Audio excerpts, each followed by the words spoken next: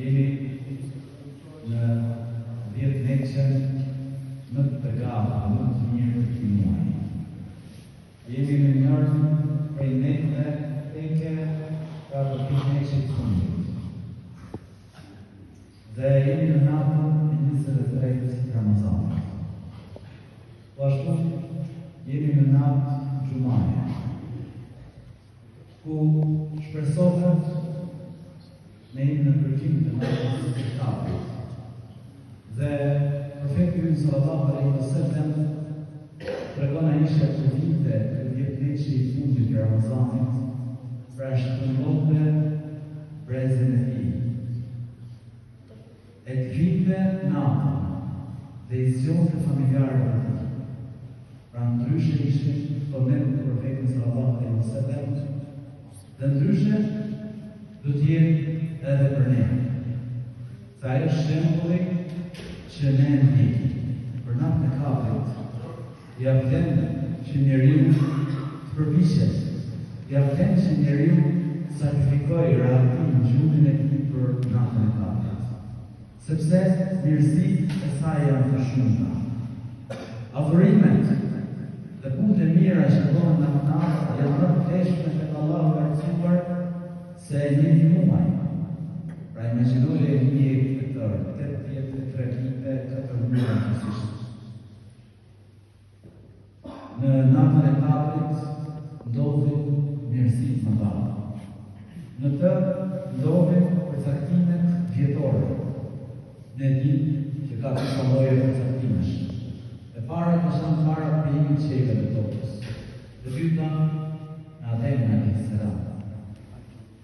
E treta ndodh njeriu përcaktimin e parë të natës dhe e katërta është vjetoria që ndodh në natën e Kapit.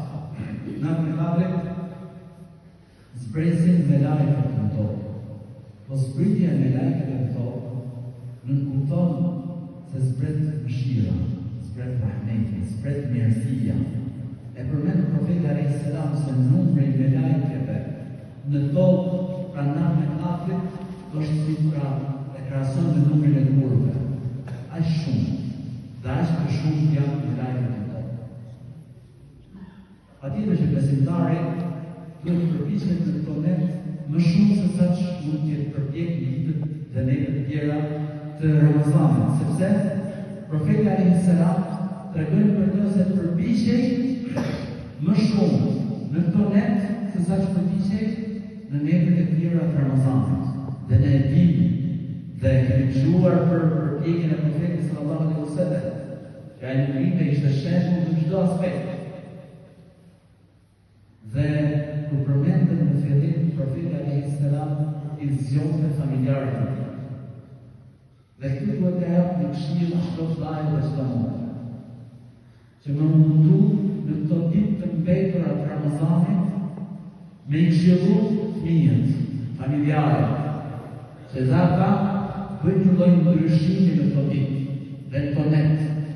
Ta ndryshojnë atë monotoninë, atë përditshmën që kanë. Është Ramazan. Ai shërit me mundu, me nxit fëmijën, edhe se është i vogël. Me i tërgu ndoshta edhe i pjesë ditës, ose dy ditë. Qoftë edhe me ishtë përtim, me diçka pra që ai mësohet se është Ramazan, është agjërim. Por edhe gjatë netëve, Ramazanit, pra këtyre netëve të mbetura. Qoftë edhe me marrë fëmijën në vetë në xhami. Duke qenë gjatë, por mësohet me adhurim dhe me përkushtim.